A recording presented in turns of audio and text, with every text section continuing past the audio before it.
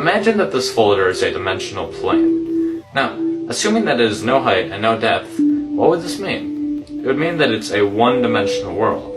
So if, hypothetically, an organism was living inside of it, it would only be able to move in a linear path forward and backwards in a straight line. Now, if we go to the second dimension, we have two dimensions. We have width and we have length. So hypothetically, if an organism lived inside of here, then it would be able to move up, down, left, right, and anywhere else in between. And a two-dimensional world is comprised of an infinite series of one-dimensional worlds stacked upon each other.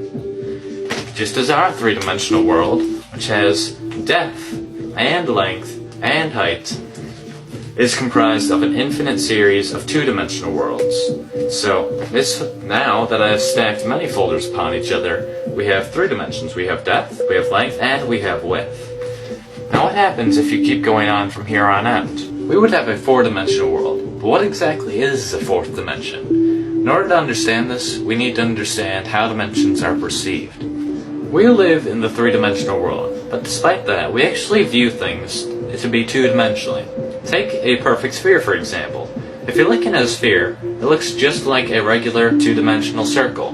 The only way that you can tell it's an actual sphere instead of a circle is because of the hues of light on it. So just like in a two-dimensional world, if a organism in the two-dimensional world was looking upon a circle, the light would make it appear to be lighter at one end and darker in the middle. Also, if an object is moving closer and farther away from you, you don't actually perceive that it's getting closer and farther away.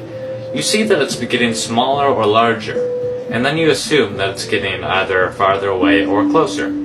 But let's say that an object was to grow in perfect equilibrium, so that it was growing at the same speed that it was shrinking as you move it farther away. Then you would not be able to tell, without any light or if there were details on the object, that it's moving or growing at all. You may have assumed that since we perceive things to be in two dimensions, that a two-dimensional organism would see in one dimension. So, as we're watching this rubber band expand as it moves farther away from this little organism in the two-dimensional world, it does not actually perceive anything is happening to it because it's growing at the same speed that it's moving farther away. But since we can actually see it from the three-dimensional world and perceive things to be in two dimensions, we can see things for how they actually are. The reason that the two-dimensional organism doesn't see things the way they really are is because the two-dimensional organism sees things in one dimension, just how we, three-dimensional creatures, see things in two dimensions. So in a way, we don't really see our world the way it truly is. A four-dimensional creature, however, seeing our three-dimensional world in three dimensions, would be able to see through things, would be able to see absolutely everything, just as we could see if there was several organisms spread along a 2D environment on your floor. You would be able to see inside houses, you would be able to see inside of people.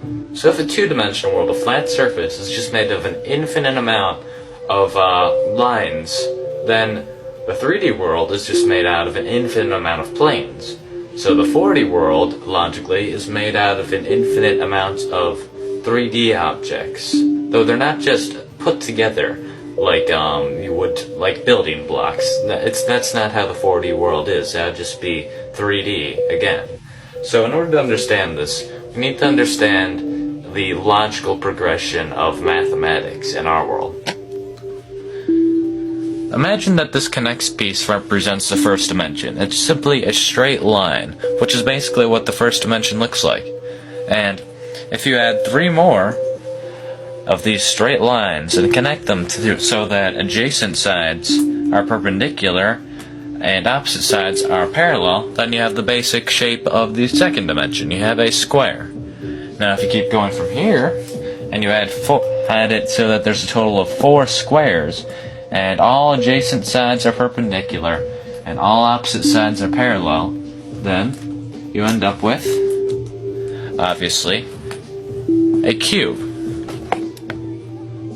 So, if you tried to keep going from here, and you would have a 4-dimensional basic shape, you would have what's called a tesseract. Now, I cannot show you a tesseract, but you need to understand that It's basically 4 cubes that are within each other that have all adjacent sides perpendicular and all opposite sides parallel. Yet there are 4 lines connecting to each vertex.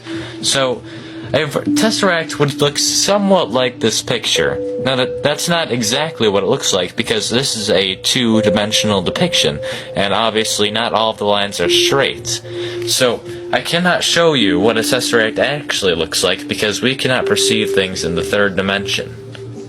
You cannot even imagine what a tesseract looks like. You cannot in your mind picture the 4th dimension or a 4th dimensional shape. And you can keep going on from the 4th dimension even. You can go to the 5th dimension, the 6th dimension, the 71st dimension. It doesn't matter. Theoretically, there are an infinite amount of spatial dimensions. A common misconception of the 4th dimension is that the 4th dimension is time.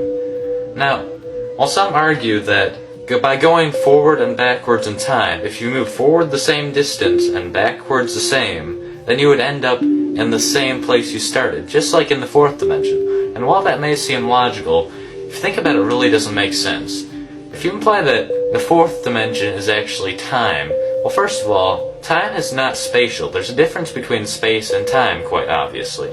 And assuming that all dimensions are according to a pattern, then that doesn't really make sense either, because saying the 4th dimension is time, every dimension has time in it, so that would mean that the 4th dimension is special in some way, which doesn't really make any sense.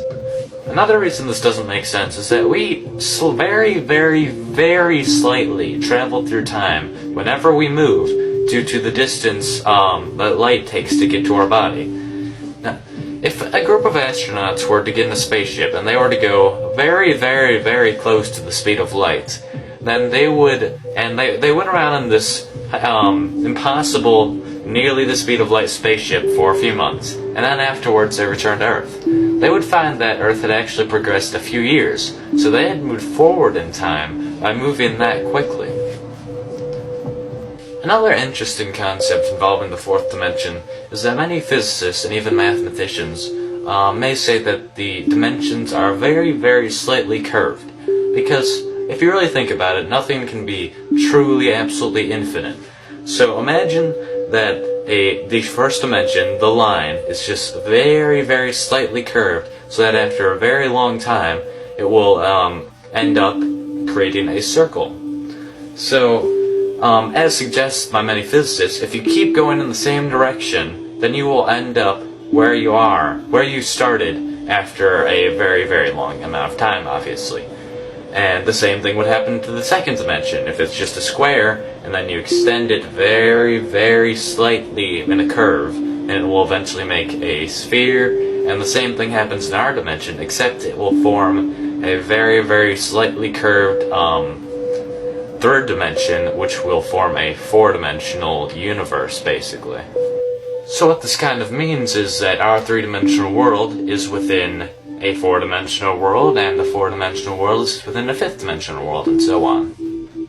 Now, I did say that nothing can be truly infinite, but if this is true, and a dimension is really within another dimension, within another dimension, within another dimension, then I'm implying that there's an infinite amount of dimensions, which is the only problem I really have with this theory. I'm not sure if it ever stops, or if infinity is really even possible. We don't know that.